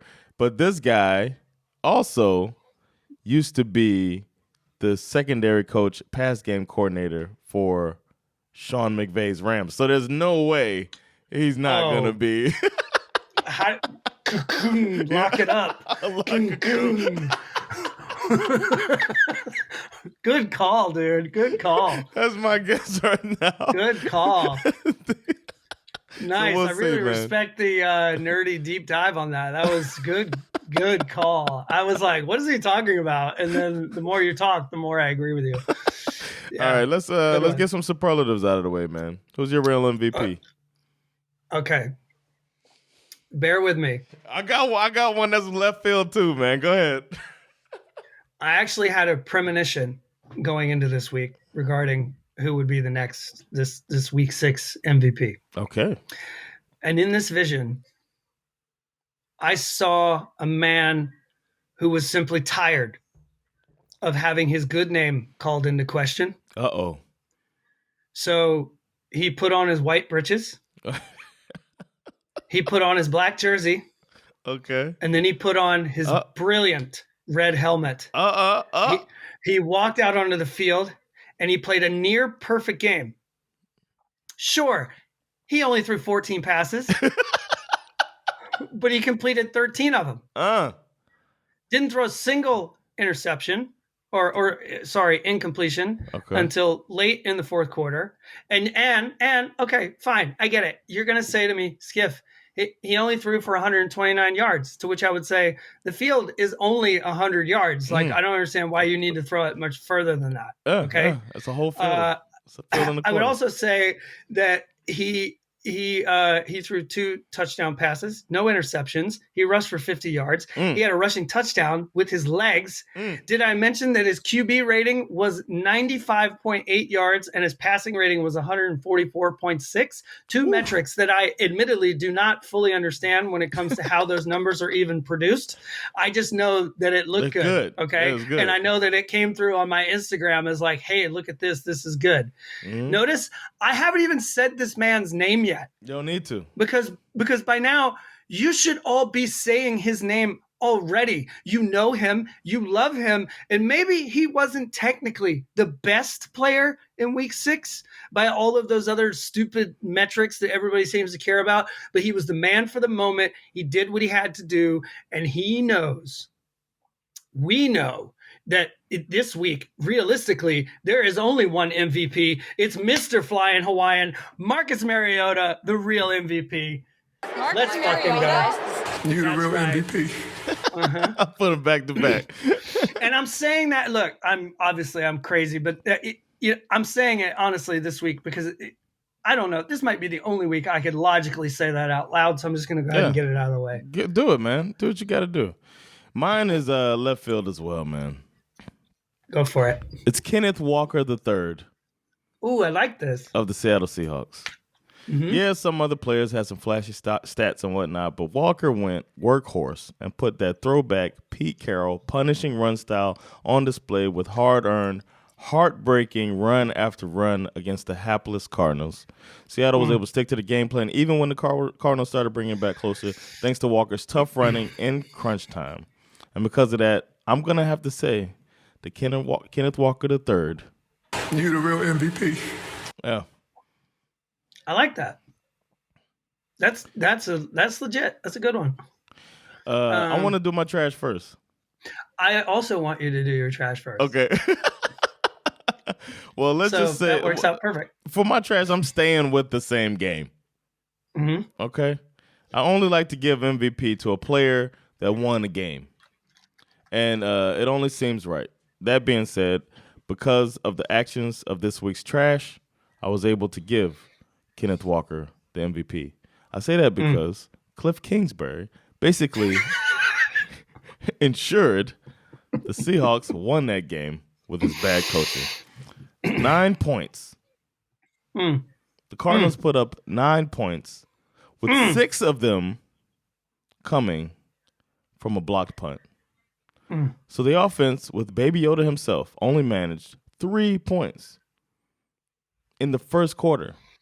The first time they scored in the first quarter the entire year. Something's got to give. The Seahawks are no slouches, I'll admit, but they also have a bottom 10 defense in the league. 3 points against them is unacceptable. The fourth down calls reek of desperation, and in my opinion, cost the Cardinals the game. I couldn't believe my eyes when they went for it at the Seahawks 20. Went for it on fourth down. Seahawks 20. And then later, at the Seahawks 27. Field goals either time makes it a one-score game, but old Cliff didn't get the memo. I normally preach about getting the coach right before the quarterback rookie contract is up. Well, the Cardinals missed that boat on that, and we'll have to hope to get it right next time with no rookie contract, because after this week, Cliff doesn't seem to have it. It's just a matter of time before he loses the locker room. So I'm going to say Cliff Kingsbury. You are trash! That was some mad truth, brother. What you got for trash? Okay, so the reason why I wanted you to go first is because I'm going to do something that's a little somewhat similar to what I did last week. I'm going to combine my trash and my shit got learned into one. Okay, nice. Because it falls into the same category. And this is mostly a news-related story to a certain degree. The plot thickens in our nation's capital. That's really the shit that I think is both trash and the shit that I learned. And I'm talking about the controversy continuing to swirl around the Washington franchise.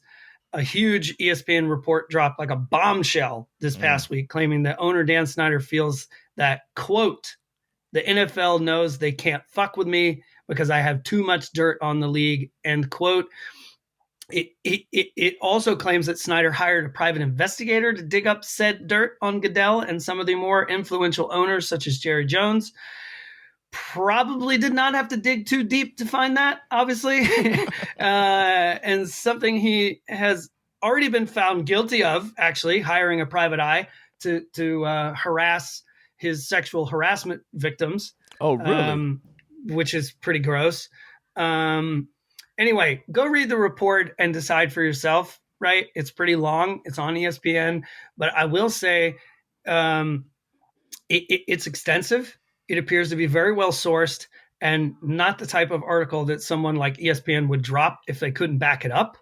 It's very easy for Dan Snyder to say that this report is completely false. But if he could prove that, A, he would already be lodging a defamation lawsuit effective immediately, which he's not. And B, the reporter, managing editor, and probably every intern in a 50-foot radius would be fired and shunned from the profession of journalism for eternity if this thing was not on point, because they are really sticking their necks out on this thing. This report has a giant set of balls, and it's just daring Snyder to take a swing at him. It seems very clear that the NFL would love to get rid of Snyder, But as I've said many times, I do think Snyder knows where all the bodies are buried. Yeah. You also had one of the most senior, deeply connected announcers in the business, Al Michaels, reiterating this point regarding how the owners feel about Snyder during this game on Thursday Night Football on the broadcast. Okay. This is not a small thing. And he likely had to get a thumbs up to bring it up on national television. Mm-hmm. He probably would not have been allowed to talk about this had he not. By that. Yeah. Plus, people are starting to connect the dots to the fact that the owner of Amazon, which this game was being played on, Jeff Bezos, has made it no secret that he would someday like to own an NFL team. So keep that in mind. Now, here's the thing. If you want to crawl up in my mentions and tell me that I'm a crazy conspiracy theorist, I'm cool with that. But all I ask is that you remember where I'm at so that you can reach out on the morning when we all wake up and realize that I was right about this, as usual. So just keep that in mind.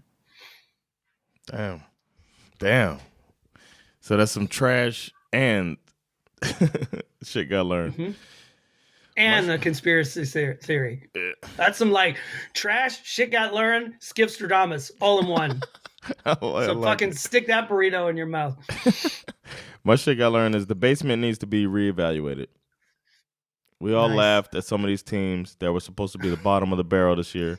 Seattle was rebuilding with their 2 starting quarterbacks reality. The Giants were going to be punching bags as they kicked the tires on a new coach. The Jets were going to be the 2022 draft winners, and that's it, while they'd probably be searching for a new coach in the near future and rinse and repeat. Atlanta was going to be fun, but just bad with Marcus Mariota, the guy that we like to joke about. Marcus Mariota? And he's supposed to be has-been at the helm, but no, all these teams are 500 or better. None of them are pushovers. One of them is actually a 5 seed right now. That's the Jets. And Herm Edwards said it best. You play to win the game. And some unexpected teams are doing just that while we scratch our asses and squint, wondering what the fuck just happened. That's my shit got learned. The basement needs to be reevaluated. That, to me, is the perfect theme for Week 6. Yeah, I man. could not agree more. Who's your scariest AFC team? Well, I said last week. Who's our scariest AFC team? Yeah, I said last week whoever wins this Chiefs-Bills game would be a lock for scariest AFC team. So I get it's the Bills. We've known for a long time what their offense can do, but their defense, as I said before, is a big part of the equation that has led to them being even more improved this year. They have players in the secondary that can make plays. They got this this linebacker, Matt Milano, is everywhere. Von Miller can't be stopped. Von Miller with that like chop spin move that where it just allows him to live in the backfield. Clearly the Bills and how they can burn you on offense. Wow. They're the scariest team, and they're the scariest team in the NFL, period. But yeah, I agree. They took down the big bully. Didn't seem to get pressed as they did it. Gabe Davis is probably the scariest number 2 receiver in the league right now. Josh Allen's looking like a damn cyborg. His team's working out his kinks and looking more like a well-oiled machine as the season goes on. They're the scariest team. My scariest team in the NFC is the Eagles again. I thought the Cowboys defense was going to be the big spoilers, but the Eagles punched them in the face and didn't really look back. They have a tendency to let teams back in it, but they also have a tendency to win regardless. So imagine when they play a full 4 quarters like you were alluding to earlier at their potential. Sheesh. Watch out for the Eagles. Best team in the NFC. We're on the same page there too. Obviously, they're undefeated. I thought this win was a little ugly. I am a little concerned about how they haven't figured out how to play 4 quarters yet. But 6-0 is 6-0, and none of the other NFC teams appear to come even close at the moment. Yeah. It's a steep drop off after the first. Like when you think about who's the top 2 or 3 teams, after that, it's like falling off of old Kingsbury Cliff, to be honest. It's a drop off like the second half of any Kingsbury team season. Yeah, agreed. Yeah, man. Yeah. Well, I want to. That's it, man. Week 6 is in the books. We got our opinions out there, and it's time to get rolling on to prepare for Week 7, man. Thanks for checking this episode of SveNFL out. It's been Jonathan Rollins and Schif Misara, and we'll catch y'all next time on SveNFL. Peace. Later, y'all.